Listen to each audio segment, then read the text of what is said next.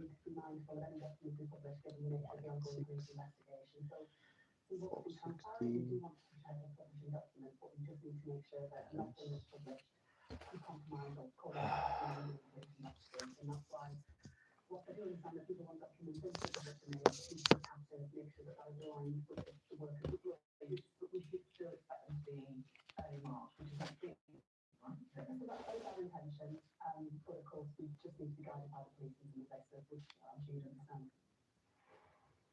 Yeah, clearly our position on sort of Mario role there. Mario, there's great pressure for that information to be released as soon as possible. There'll also be a significant amount of pressure, as was being represented by Richard Phillipson, from the police to investigate it. It's not the one police force, investigating the wider FT situation to potentially secure that information. Yeah, exactly that. And this is what I was concentrating on the flow. So the government, as you were saying, promising to release these documents basically in chunks, and they will not be drawn on how long that might take or when that might end. And that is partly because, yes, there are thousands of documents that can be Richard Phillipson, that Kit was saying, actually, some of those documents, some of that information still needs to be held back until the police investigation ends, so that it does not risk jeopardising or prejudicing, any potential criminal trial. I don't know if that's going to happen yet, but if that does happen, we could be talking months, we could be talking years. And I think that is, of course, politically difficult for the government at a time when actually you would rather essentially just get them all out and be done with it, rather than having this story essentially being reignited every time another chunk of documents are published. But I think also what's interesting is today is the Lib Dems' opportunity to really play politics on this. They have got their opposition day debate. Now, of course, they are arguing this is about transparency, this is about accountability of people in power and the royal family. And Ed Davey was talking earlier on Sky News about this. They've got this humble address, and essentially they want to have a debate or vote on releasing information around the hiring of Andrew Mountbatten Windsor as trainer. Well, when the decision was made to appoint the former Prince Andrew, it's really clear this was training. We want to know what documents we use, what were the vetting procedures, what you did with the son, what correspondence was there, what was the decision taken on plan after that, the advice from possibly law members. So you want those documents in the public domain, and that's a specific point we're raising. We want to ask general points about how we hold people in powerful positions to account. You can see the Lib Dem leader arguing why he thinks that actually there needs to be more transparency, more accountability regarding the royal family, specifically Andrew Mountbatten Windsor as well. And it's interesting that, of course, because he's been stripped of his, he can be debated in the Commons in a way that normally convention wouldn't allow. There is old rules that means that essentially MPs can't really debate the senior royals because of convention. But what is interesting, and where Lib Dems and Ed Davey specifically might find some difficulty, is Ed Davey has been reminded of some of his language back in 2011 when he was talking and praising Andrew Mountbatten Windsor, saying he's doing an excellent job, he's been a long-standing success in the role, and a real asset to the country. Now, Ed Davey has said that he regrets saying those words, he's apologised to his victims if those words were excessive, but nonetheless, the fact that he had that on record, having praised Andrew in that job at a time where there were concerns being raised about Andrew, I think makes it slightly more comfortable for Lib Dems than I like. Mari, Michael Westminster, good to see you. Thank you so much. Still to come here on Sky News today, we'll meet the protesters who are protesting against the potential of hundreds of migrants arriving in their town. Details will be on Sky News. You will be there, and there, and there. You'll be by their side on the boat, and at the station when they launch. Because if you leave the RNLI dictating your will, you'll equip and train them to brave the waves, and give them the strength to save lives again and again. They won't stop, but you can help to keep them safe. Because if you leave the dictating your will to the RNLI, you'll be their protection at sea. As a charity, the RNLI depends on you.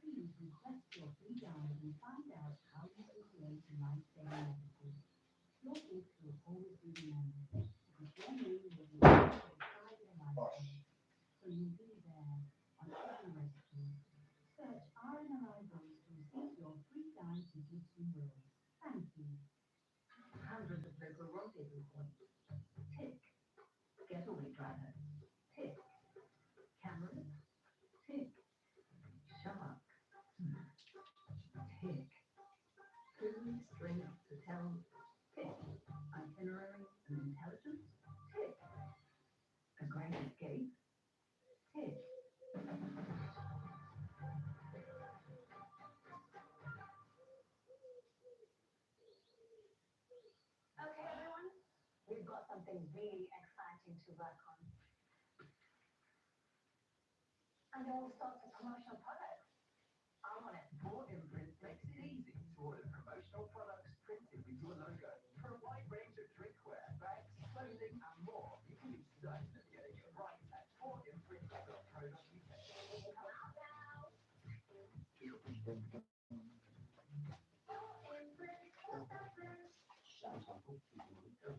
Let's turn our attention to Kroger. It's one of the towns affected by the migration crisis. Protests taking place there against housing of asylum seekers in the area. Tomorrow there'll be a hearing to decide whether a judicial review is needed into whether the Home Office can house asylum seekers at an Army Cadet Centre in East Sussex. Tracy Holland's been speaking to campaigners in the town who oppose them. Driving into rural Crowborough in East Sussex, you can't miss the flags and banners of a town at loggerheads with the government over immigration. For more than 3 months, there have been weekly protests. They're fighting a decision to turn a former army training centre into mass accommodation for asylum seekers. Kim Bailey has become a familiar face at the demonstrations as the campaigner taking on the Home Secretary. Using us as an example, we feel, to the rest of the country. Her group, Progress Shield, argues the government acted unlawfully and will this week ask the courts for a review of the processes followed. It's not a solution. Moving asylum seekers from hotels to army barracks is not a solution. And lots of people refer to it as moving the deck chairs around on the Titanic. Isn't this, though, some people would say, a case of kind of NIMBYism, that the government has a policy, it has a strategy, hotels are expensive, but you don't want asylum seekers in what is a kind of predominantly white British community. No, it's not NIMBYism. If you put 500 to 600 men on the edge of a town with nothing to do, no rights to work, it's a disaster in the making. On the edge of the Ashdown Forest, the camp is around a mile from Crowborough Town Centre. Until the end of last year, it was used by military cadets. With a capacity of 540, it's housing asylum seekers for up to 90 days at a time. We don't know the exact number, but several dozen have already moved in. The government has said it will end the use of expensive hotels to house asylum seekers by 2029, shifting instead to dispersal accommodation such as housing of multiple occupancy and large-scale sites like this.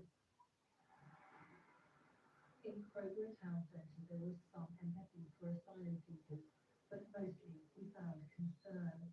You're going to get an instance, it isn't long before these hot-blooded young men come here and start doing naughty things with young girls.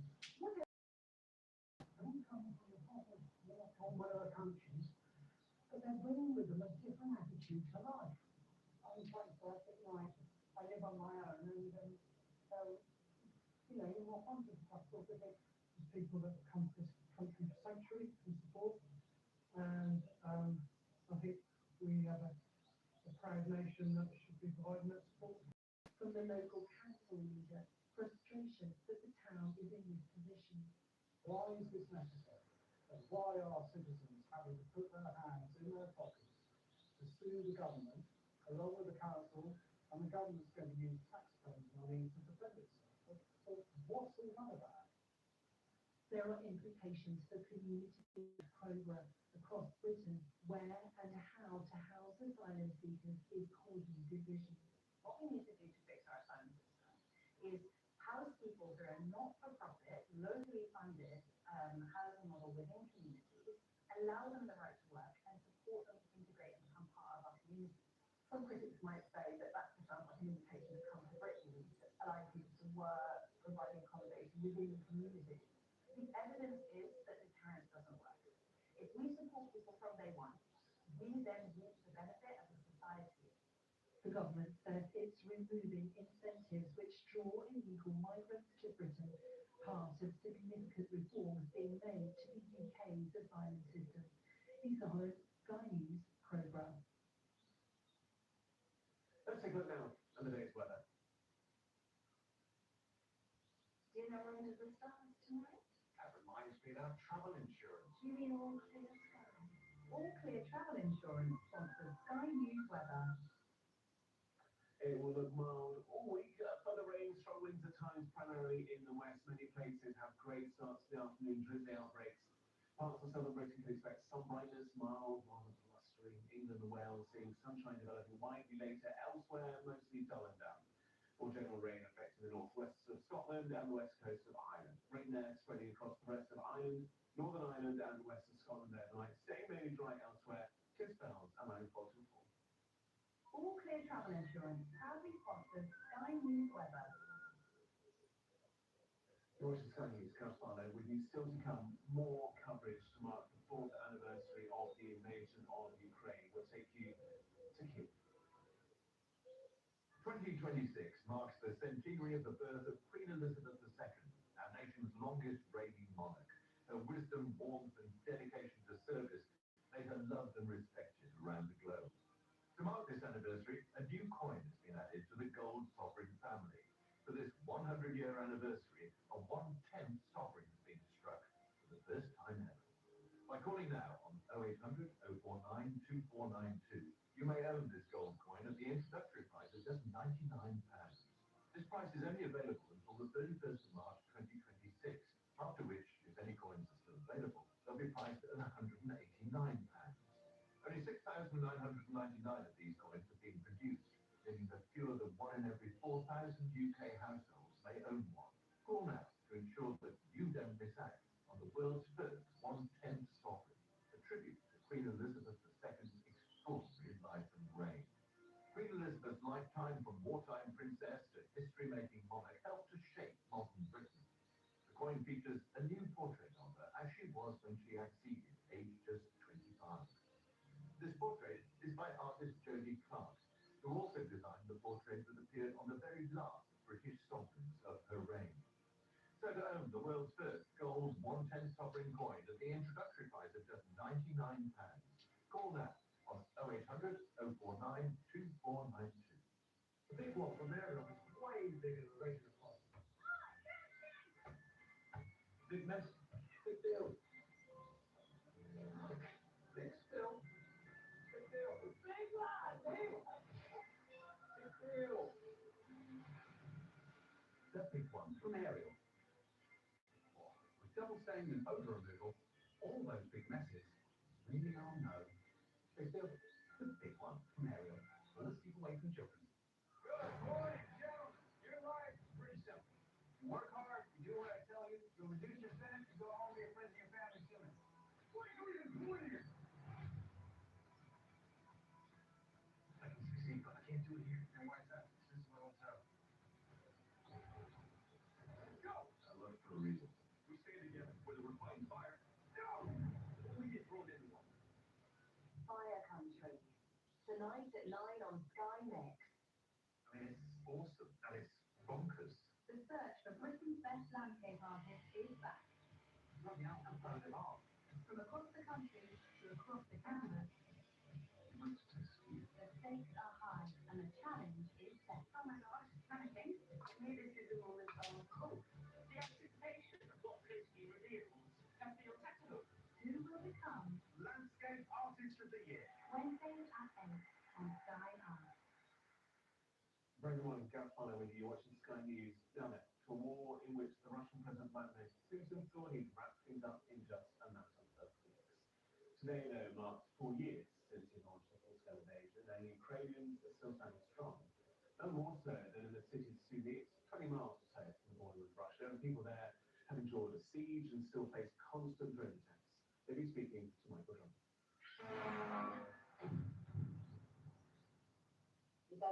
I screamed and said I didn't have a finger, and that was it. The area was extremely dangerous. Things were constantly flying overhead.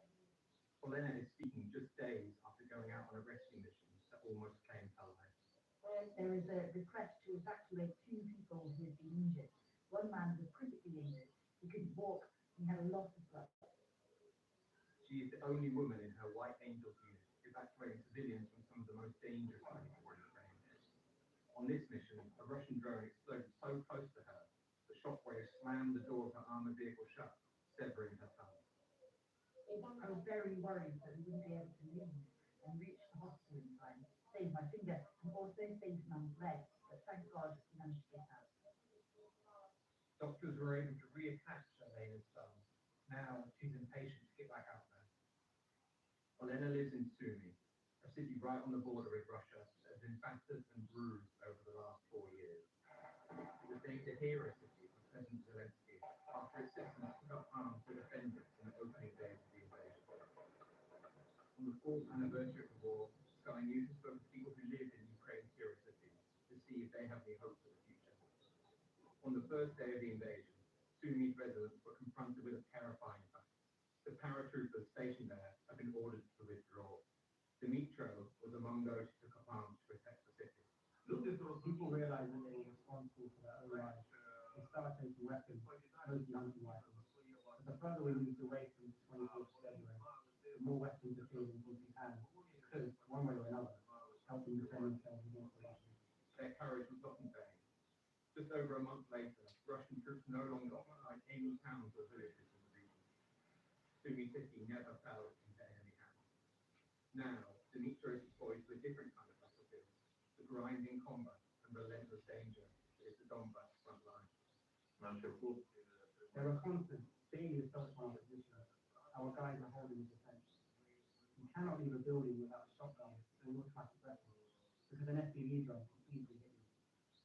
There are losses, but we are standing.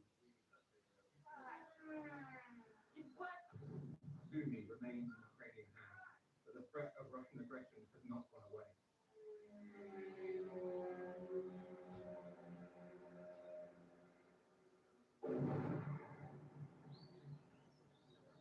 Last year, a missile strike killed at least 35 people, including 2 children, and wounded 129 more as people gathered for church. At least 227 people have died in the city since 2022, with air and drone strikes doubling last year. It's constantly in danger of frequent rocket threats. Recently, many FPV drones have started flying there. There's often no electricity, no heating, no water. Life has changed dramatically, and the danger is constant.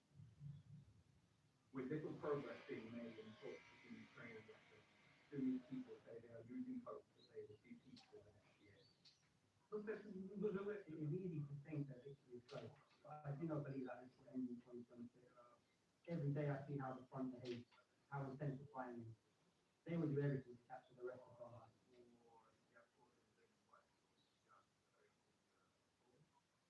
Well, since Russia invaded Ukraine in 2022, more than 15,000 civilians have been killed. It's estimated around 1.8 million Russian and Ukrainian soldiers are dead, wounded, or missing. Russia's casualties are far higher than Ukraine's, which has lost at least 140,000 soldiers. Well, this is what Ukraine looked like at the start of the war. By the end of last year, Russia had captured just under 20% of its neighbour. So, has the war been worth it for Moscow?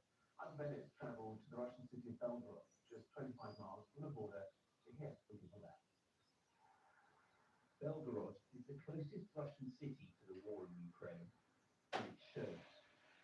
This apartment block was hit by drones a few hours before we arrived. One flew into Lisa's bedroom. Oh, don't look, look! We got no started, flew in through the window, hit the floor, exploded, and then flew into the other room. What about that? As another air raid siren sounded, he showed us inside. The room had been gutted because of the damage, and the explosion caused cracks in the walls. Ludmila and her husband Vladimir were in the next room when it happened. They know they're lucky to be alive. We are so tired, we cannot even imagine. Lord, what did we do to deserve this? We live in Ukraine, we were friends, and look at this. Now we're fighting each other.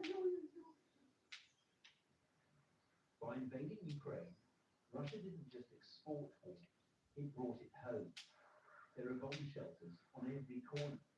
Many buildings are draped in anti-drone nets, and the threat is ever present, as we ourselves found out.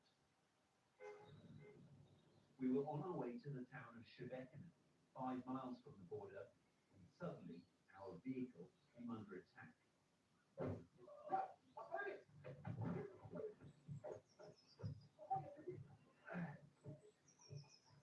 just been hit by a drone. We don't know why, but our car has become a target. We were scanning the area for drones and it came out of the blue.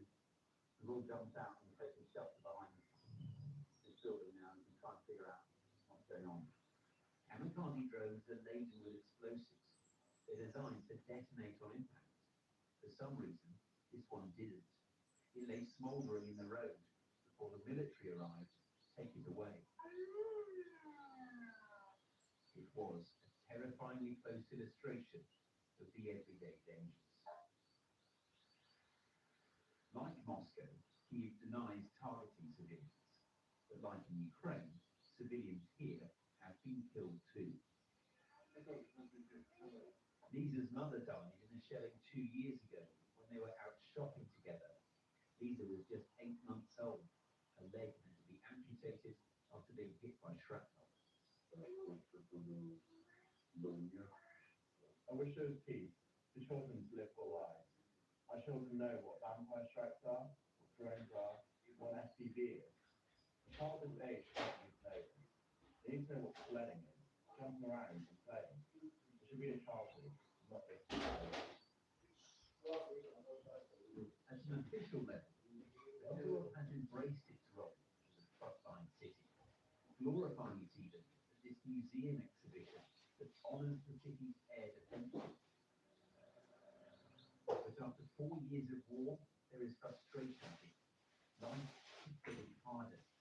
Tatiana had been without heating and electricity for 5 days because of Ukrainian strikes on the local power grid.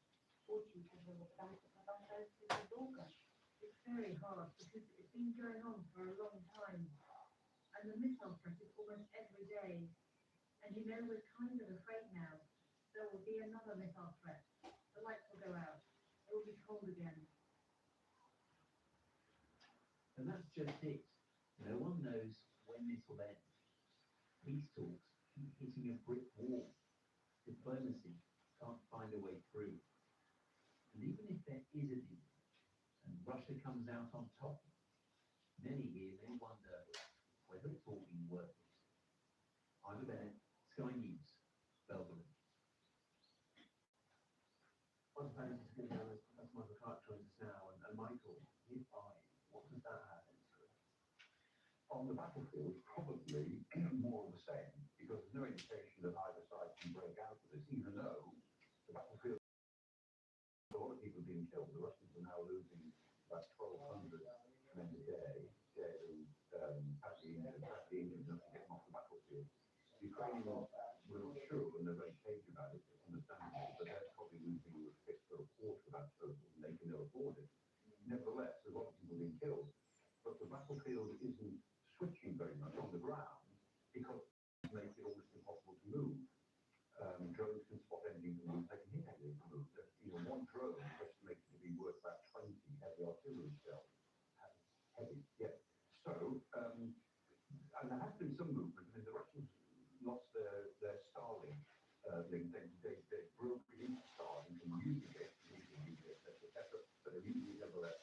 And Elon Musk, to his credit, has found a way of blocking them out of that. And they're blocked out of it at the moment. Ukraine has made some movement. Ukraine has actually pushed back in a number of places around the top, a little bit around Double Clear, very important. Kupiansk, really good push in Kupiansk, around the top of that sort of area, the shaded area. But Ukraine has used their best units to do that, and they've now got to be withdrawal because you can't keep them there forever. They've got to get some rest. And so will they be able to consolidate those gains? So that's the sort of thing we're seeing. We're seeing battlefield movements which are of interest to people like me, but the map probably isn't going to change all that much because it's kind of stuck in a doom. So the changes that may take place won't be on the battlefield. They'll keep fighting, and a lot of people keep dying probably. But the changes that matter will take place in Washington, Moscow, and Beijing, and Berlin, and Brussels. That's what will matter in the coming years. It's remarkable. I was on air this morning, exactly the first few hours of the Russian invasion. I remember speaking to a reporter who was watching Armada pull up. 3 lads get out the back, get out a few mustard grenades in a box and an AK-47 and a Kalashnikov, and stand there and see what was coming in their direction, and just how much the war has changed in the terms of from heavy artillery to drone warfare, how it will irreversibly change warfare more broadly as well. Well, I remember too, I mean, within 24 hours in my square in Kiev, students, university students, filling Molotov cocktails.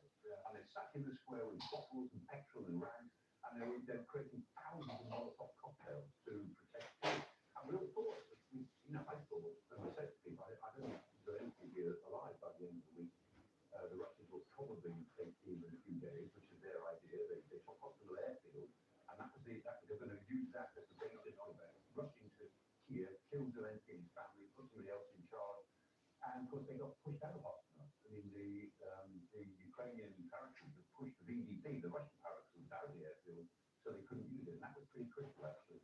That was really important. It was quite a day. And the most important speech of the 21st century was made the following night. It was Zelensky, it only lasted 40 seconds. And he came out on the streets of Kiev and he said, we're not going anywhere. I'm here. The Ministry of Defense is here. The Foreign Ministry is here. We are here. We're not going anywhere. And that established the fact that the Ukrainians were going to fight. And they did remarkably well for those few months and into the autumn of 2022. And then, of course, the pendulum began to swing towards Russian gains. I mean, they lost all the territory, but Russian gains in the Donbass. And then to this relative stalemate that we've got now. So David, that's the last situation, but they've done remarkably well so far. We'll have plenty more analysis from Michael. Of course, today, now then, we've got to turn our attention back to that big person story of yesterday, Steve Magnuson's arrest. The former US ambassador being investigated on suspicion of misconduct in public office. He was released on bail overnight after spending around 8 hours or so in police custody, facing questions against links to the PR financier Jeffrey Epstein. Let's bring in former Labour Party advisor John McTernan. John, good to see you again. This time a week ago, even the talk of Peter Mandelson was enough to really threaten the Prime Minister Keir Starmer. What's the latest developments meaning in terms of kind of the political arena at the moment? Look, I think it confirms how important it was to sack Peter as the UK ambassador to the United States, and I think it confirms quite how serious conduct in while he was in cabinet was, and how right Gordon Brown called for a much harsher penalties for this kind of misconduct in public office. I think Gordon was rightly seen this as a betrayal of the Labour Party, the government that he led, and that something has to be done to clean up politics, because this drags down the reputation of all politicians. Everybody in the House of Commons, everybody in an organised political party suffers because the trust in politics is damaged so deeply by this. Peter Mandelson has strongly denied any accusations made against him. We've not heard from him since the arrest, but I'm sure that won't have changed. What also hasn't changed is the opposition pressure on the Labour Party. We saw that humble address being used by the Conservatives. Similar mechanism being used by the Lib Dems later today. And the Cabinet Office down in street in a bit of a bind, because they're between the pressure of the Met saying, look, we need to kind of maintain the evidence around these investigations, and some of the documentation is vitally important, but then also a public and a political need to be open and transparent about what went on. Oh, no, look, absolutely, and I think the one thing that's happening, and the public are a huge part of this and a huge influence on this, one thing that's happening is the injustice that was done to the girls who were trafficked by Jeffrey Epstein, the injustice done to them, and there was not injustice done to them when, in effect, the trial was from 3 bars down by Jeffrey Epstein, and then his lifestyle continued even though he'd been convicted. That injustice is being reinstigated correctly all across Europe, actually, and those institutions and politicians. Public figures are facing far from this because it was wrong to sustain contact with that man after his conviction. That is, it leads to a process here. It's a slow process for September, but it's forward from Samuel and from Windsor. It's changed the relationship with the royal family, and there's something about the way the king has responded to it, which shows a speed and shows a determination. I think the government needs to do the same thing. They have to focus on the service they offer to the public. They have to focus on delivering to the public, while at the same time making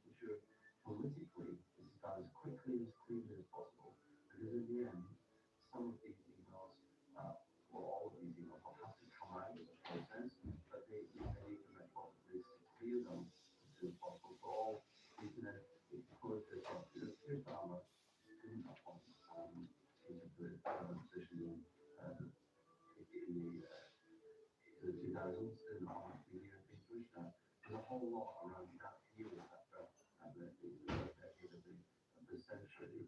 But he has a duty as far as to move, I think, further into politics than delegates and the other week politics.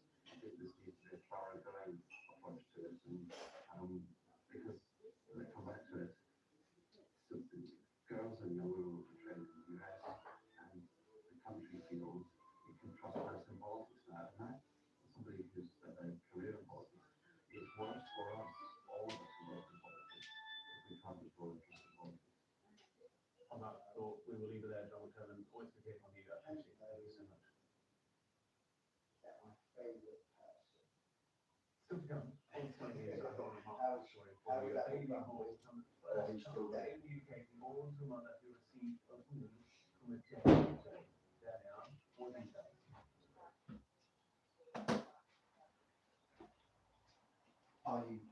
Are you there? Are you like activity? Do you mean the Sharon have more activity?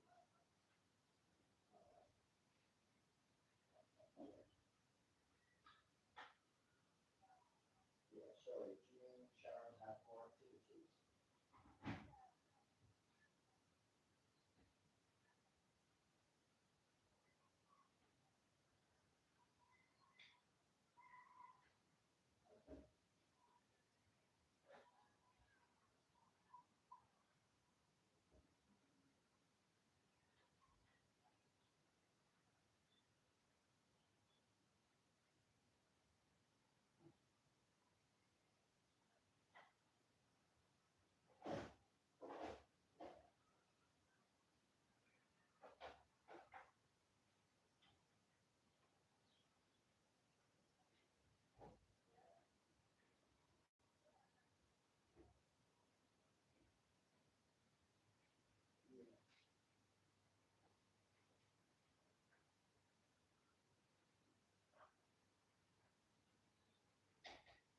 Well, oh, you mean family?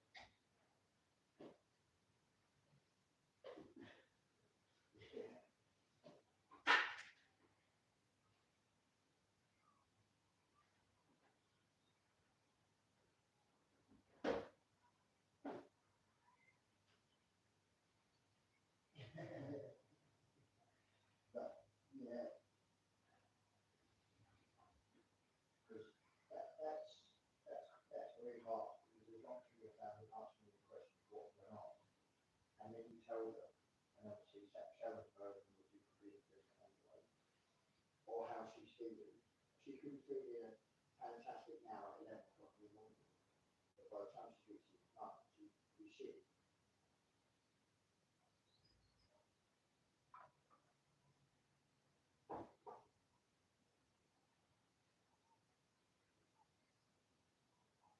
Correlate. Yeah, it doesn't match what's going on.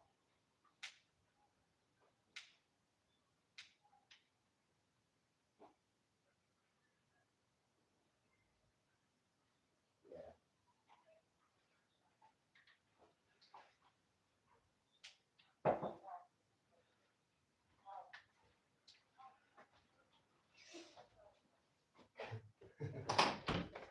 Yeah.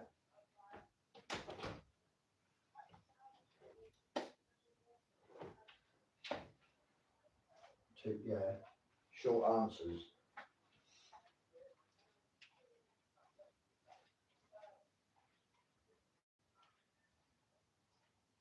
Yeah.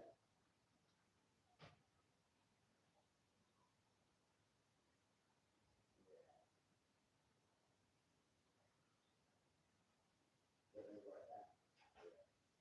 Sharon says she's good, but her family, you're right, says completely different, because it's not good. And you need to be saying, yeah, but she can't speak for herself. And but we know how they work. That's the first, it's a bit like first answer, that's what I'm taking.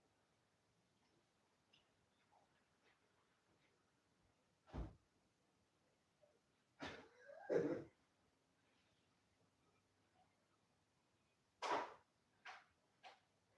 up, brother.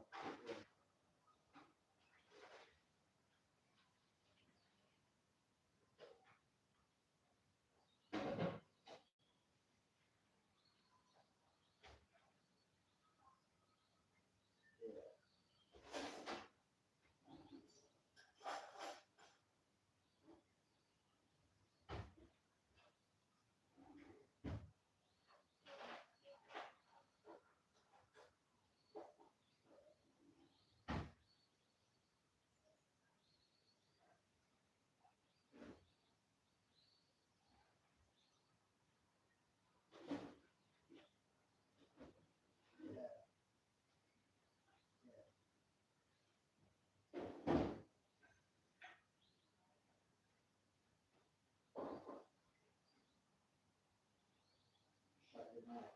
Yeah.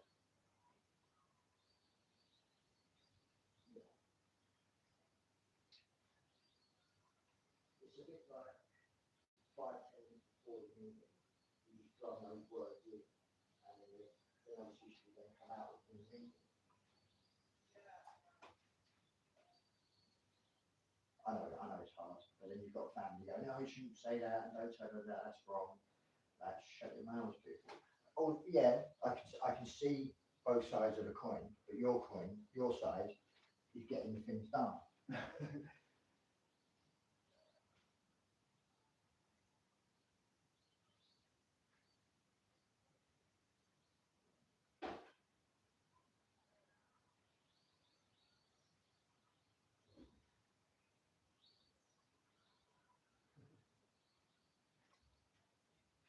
Yeah, it's a foggy day as well, not weather, but I mean brain-wise, because everyone around me today said they're a bit foggy.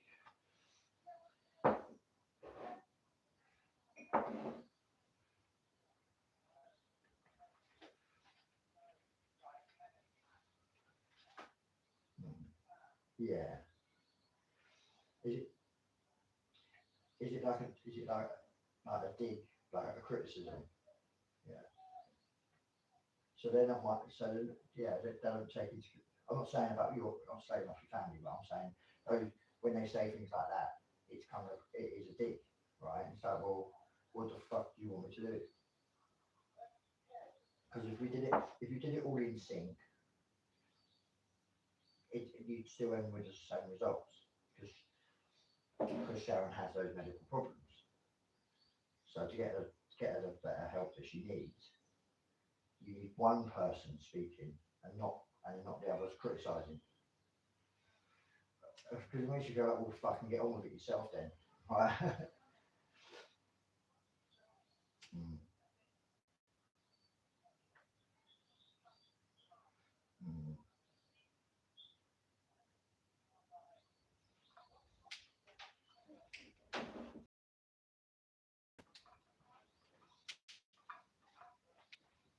yeah.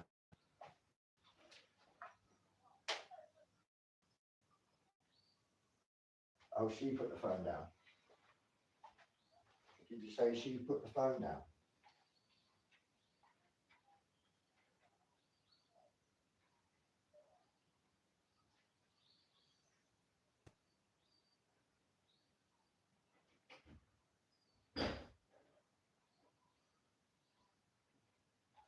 Mm,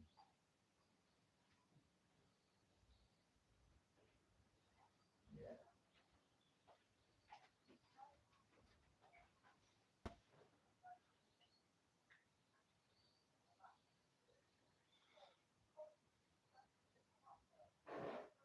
Yeah.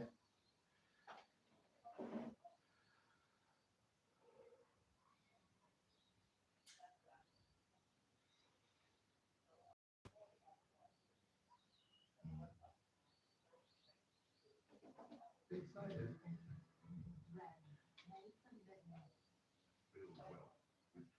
Does did the meeting have a set time? Oh, so you knew you were going there today, or is it? So they say to you, we're having a meeting 10 o'clock Tuesday.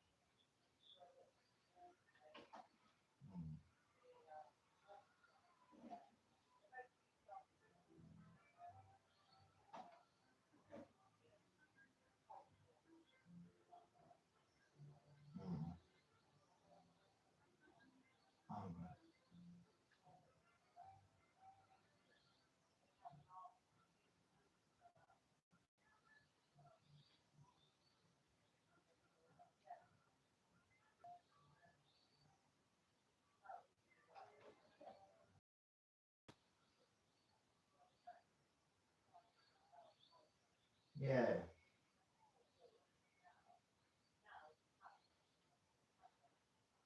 Mm.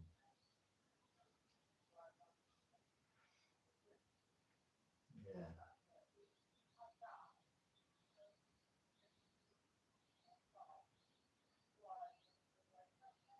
Yeah. Yeah.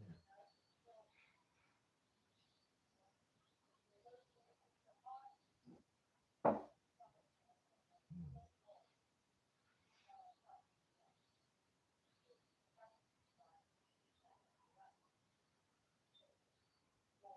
Yeah, so it's health first, and then yeah, I know what you're saying.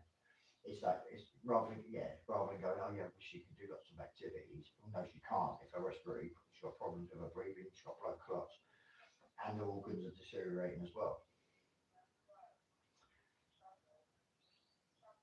Mm. Yeah, in the event of this, do you know what I mean? Yeah,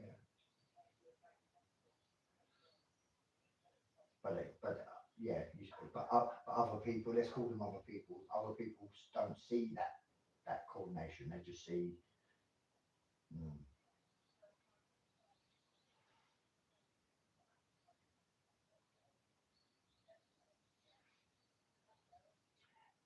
Yeah, she needs to be getting out and doing activities or indoors activities, but not over like yourself, not overload it, not overdo it.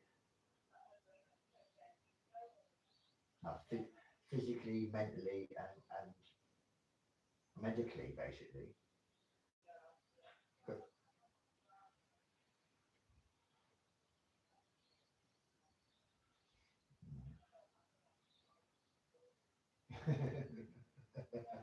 yeah, I know that's really because I'll tell you something that I've because we're not that far apart in age, right? Is that when I say my opinion on something, my family, especially the older ones, right, go, oh no, you shouldn't think like that. No, that's not that's wrong. And you sort of go, no, that is not you are that's my opinion. So sometimes I have to say, do you want my opinion on it? Because it's not one word answers. I'm not thick like you lot. Um,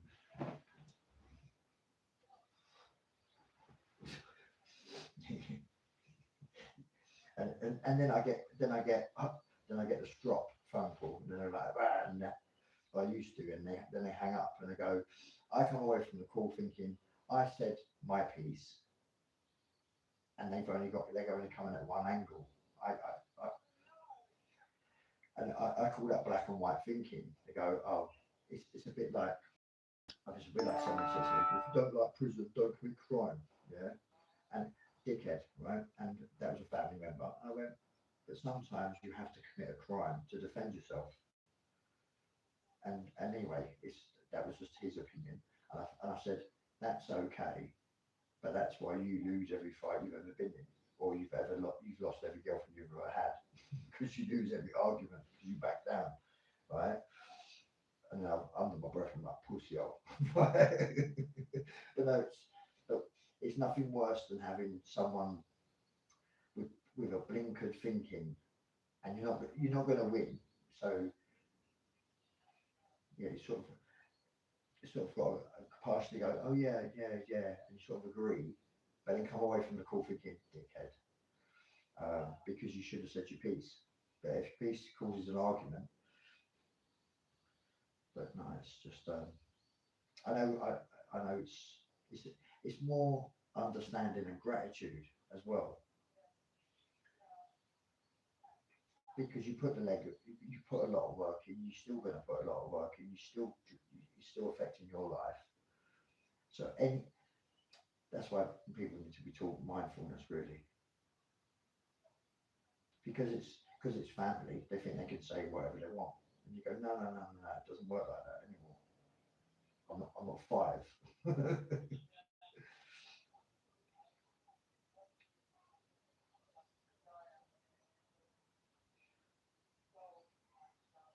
Comfort food.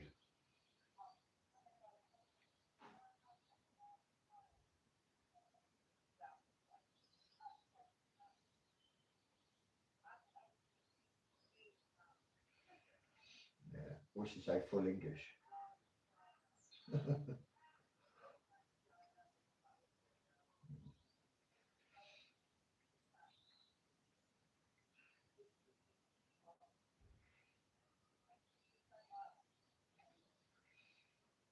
Do they still do the all black coffee? Buy one and you can drink coffee all day. Like the refill. I used to love that because I used to go to Streatham, go in there in the morning, buy a coffee, and just be in there all day working, not drinking, just drinking coffee. And even you've only had a coffee all day, go, yeah, that's what I ain't buying. I'll buy the food later on, nachos and grilled melted cheese. But nice.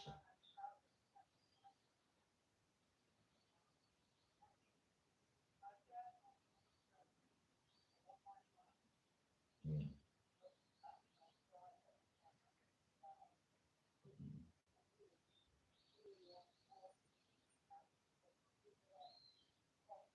mm.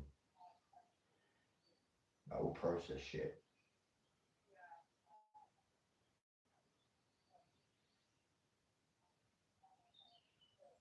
Mm,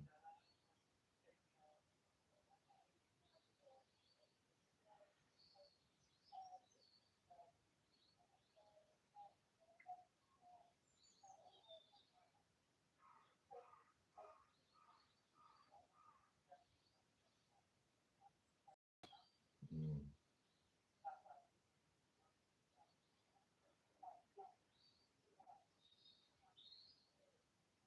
mm.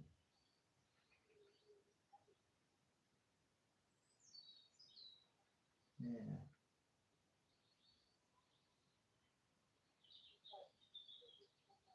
Don't they do that in the house? Don't they do it in the house like once a week or month? Do like a house meal or something like that for everybody. Where they all help cook. Because I've not been in the same places, but you know, um, like dry houses used to do a family, like not a family meal, a house meal, and we all chip in. So two people go shopping, and then everyone chops the onions or does certain sections. But it's quite for mental health. It's quite bonding as well. But again, sounds like it sounds like they don't do anything. They do the bare minimum.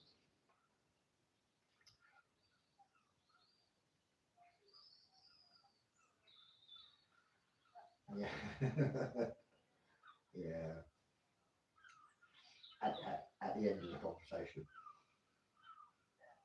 Yeah.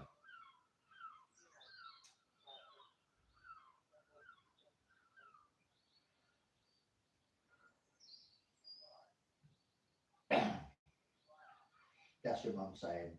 That's your mum's way of saying to you and thank you. Thank you. I know that.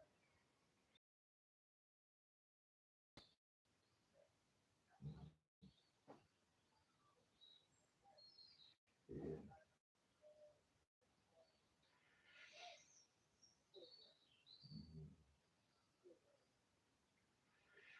So what you doing? You're gonna what you doing? You're gonna eat and then go home. Keep-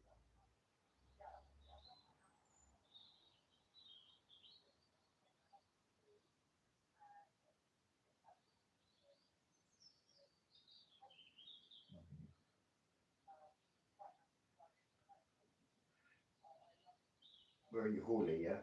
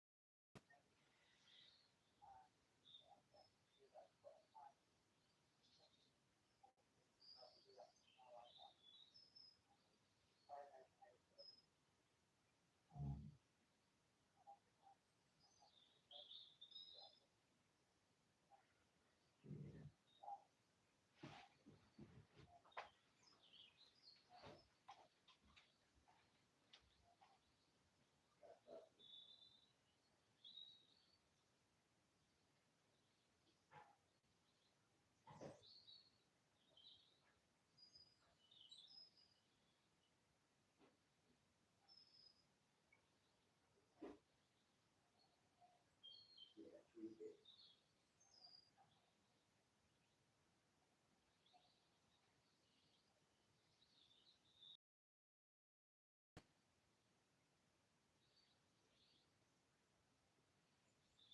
know, yeah, take stock of it yourself. I forgot about myself recently, the last few months, and I thought, hold on, right, I need to get, like, do what I do, medical, take care of that, take care of it. It's not all business and money. So that should be my day and my evenings. I don't want to get to certain times of the day where I'm too tired to even go. I don't want to go gym. I don't want to go for a walk. You know what I mean? So I didn't really force myself. I actually started to enjoy the last few days of going, oh, all of this, oh, as like direct how you do it. So it's a little chat at bus stop.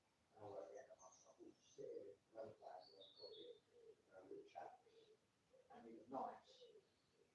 But I don't want my male friend or even female friends getting too repetitive with me because they get a bit, I'm not being snobby, but they get a bit clingy and then they want to pop around with their thing. No, I say it's nice to have company. We don't talk about the old days anymore. It's like, just come, if you want to come around, come to dinner, come to DG and chill, right? But don't, but it's nice bumping into people in the street going, hello, mate, everything has things and you know, and they both go in different directions.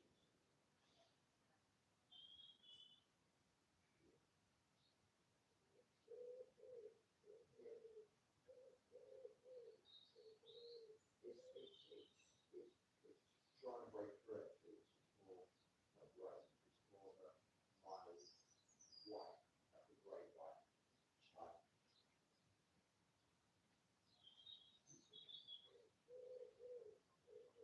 Yeah, no, it's like what I call a fresh stain. It's like a fresh stain, like not cold, not hot, just and the sky is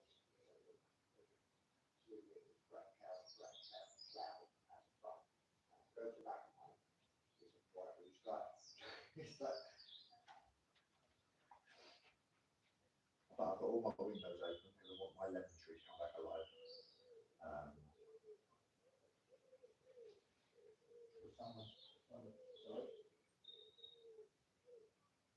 All my honey trees are always growing. They only water once a week. My everything since 4 years, everything's still alive except my lemon tree because we didn't have a summer. So I put, so the stem is like about 2 foot long now, and I thought the leaves fall off, and then it comes back.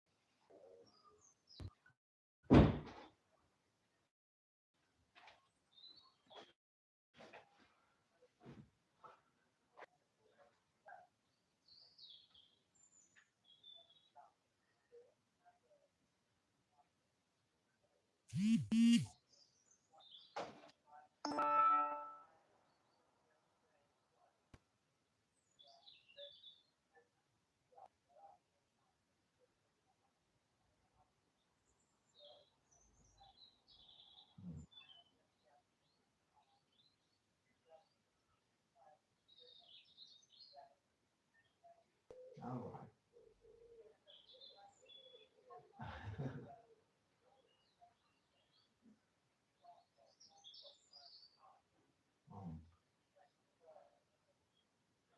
Yeah.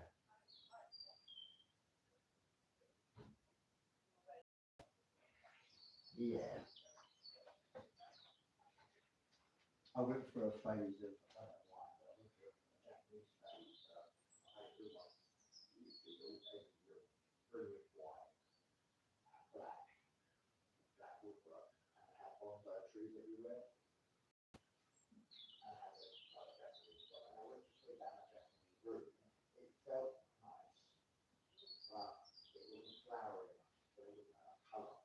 I thought, right, out the back I can grow vegetables and everything else, but it's because the weather's been really shit, nothing has really grown. But I might do that. This weekend, when after I've decorated, I might go down the garden centre and buy some nice vibrant colours. My kitchen's like a bright yellow mustard colour. I just bought flowers. I love it. I don't get for my house. Even my house goes, they go, you buy flowers all the time, you know. I went, yeah, because it's nice and fresh indoors and it looks nice. I go, yeah, it's more of a girly thing. I went, yeah, but I don't have that stigma. You know what I'm saying? If I see something that's pretty, it'll be a poplar, or it's roses or whatever, yellow roses or whatever, I'll go for that. I mean, just a bright mood up.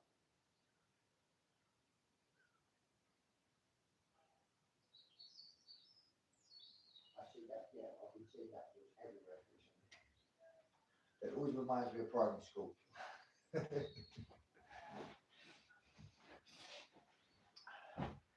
Oh, look, mine's growing or cress. That's another one.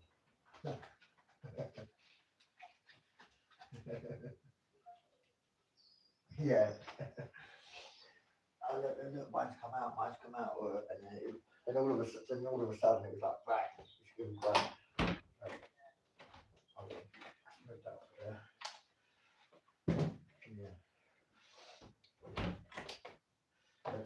Yeah. So I'm going to do, that's the weekend, I'm going to clean, proper deep clean. And I'm not putting nothing on Facebook because people go, oh, come around and then stuff, no, you're all right. Although my people campaign and things, I like my house to be my own way. It's more for physical and mental health. And a massive distraction away from business.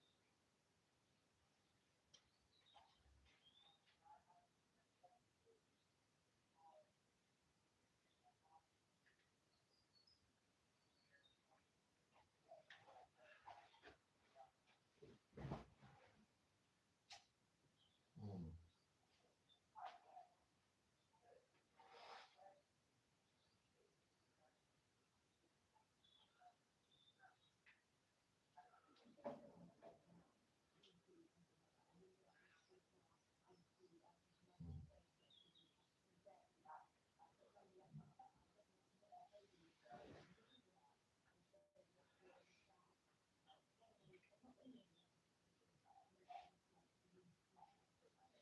Yeah.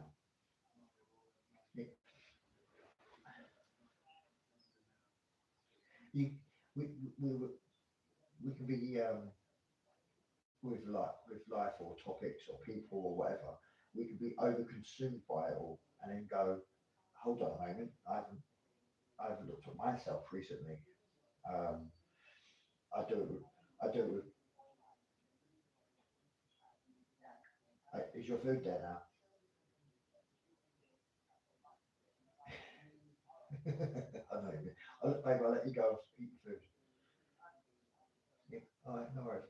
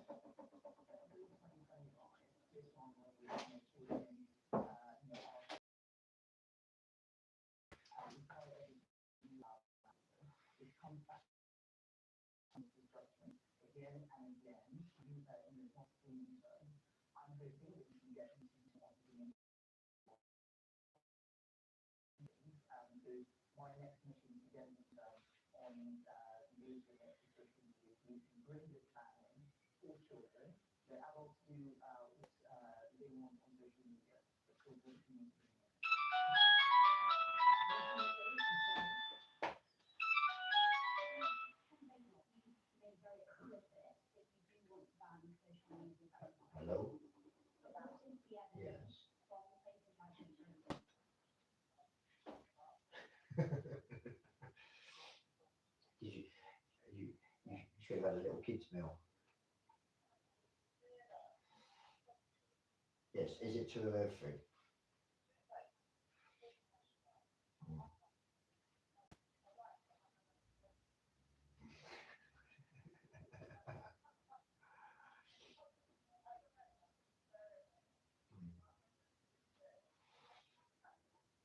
Just, yeah, just half it. Just take some with you as well. Eat a sausage on the train home.